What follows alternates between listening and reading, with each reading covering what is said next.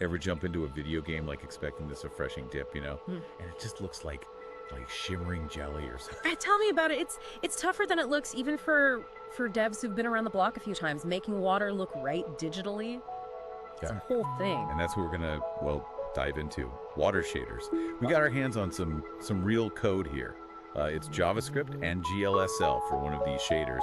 But what's cool is we also have this back and forth between two developers, person A and person B. They're really going at it, analyzing what works, what doesn't. Oh, it's juicy. Like peeking over their shoulders during a code review, you get to see how these devs grapple with making those virtual waves look so good. So before we get in too deep, for anyone who's new to this whole thing, what is a shader? In plain English.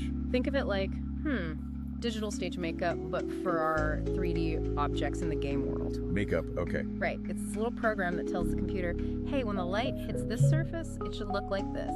Color, shininess, if it's see-through, the shader's the artist behind it all. Gotcha. But water shaders specifically, Yeah. why are those so notoriously tough to get right? Well, water's always in motion, reflecting whatever's around it.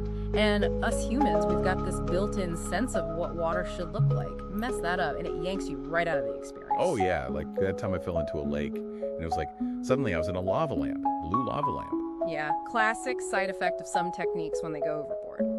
Which brings us back to our developer duo, right? They're looking at this code, and person A, very much the pragmatist of the group, zeroes in on all the reflections. At one point, they're like, this shader needs a mirror sold separately disclaimer, haha. So what's the issue that reflections are kind of key to water, aren't they? Oh, absolutely. But this shader, and we can actually see this right here in the code snippet. Let's just say they're going for, as person B put it, nature's Instagram filter. Laying it on thick, maybe too thick. Too many reflections, and it's like, instead of a lake, it's that villain in a movie admiring themselves in, like a giant polished knife.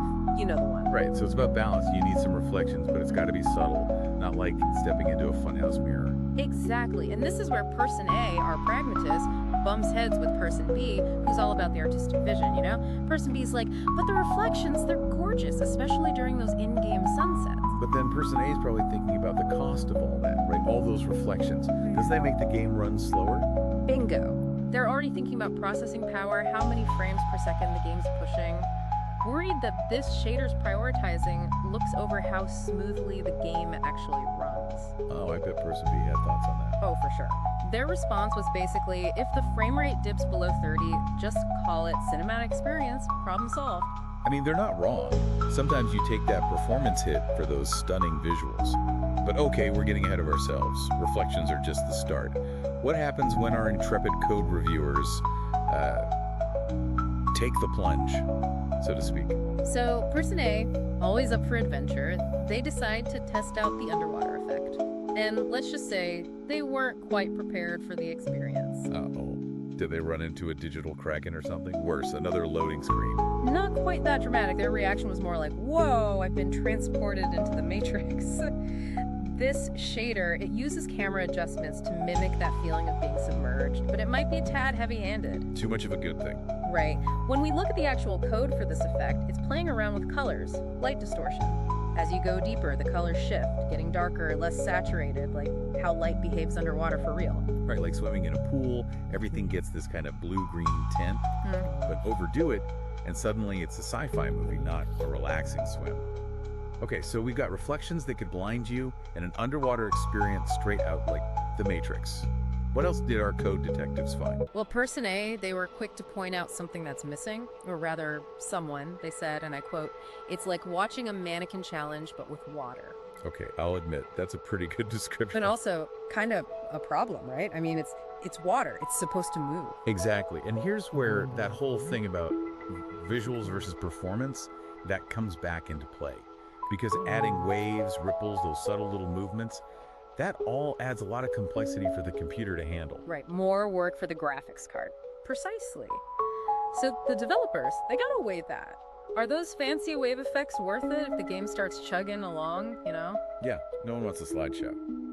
So how's this shader dealing with the wave situation? Or should I say, not dealing with it? Let's just say, when we look at the code for, like, the water movement part, it's pretty bare bones. There's some distortion to give you a hint of motion, but nothing that really screams ocean waves, or even faking it till they make it, huh? But isn't that kind of the point with a lot of this stuff? It's all about illusion, right? Sure, but even illusions have levels to them. And this is where Person B, our resident artist, they jump in to defend the shader. They're like, look, this distortion, the way it bends the water, that's artistic interpretation. Oh, interesting. So it's not just about being realistic, it's about creating a certain look.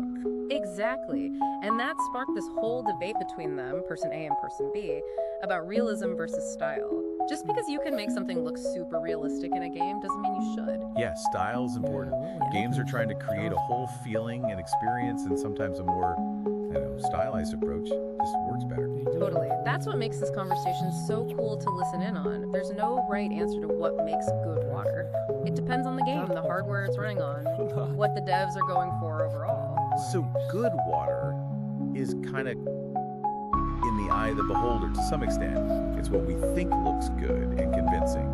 But there's got to be some common elements, right? Things that make a water shader go from, like, decent to whoa.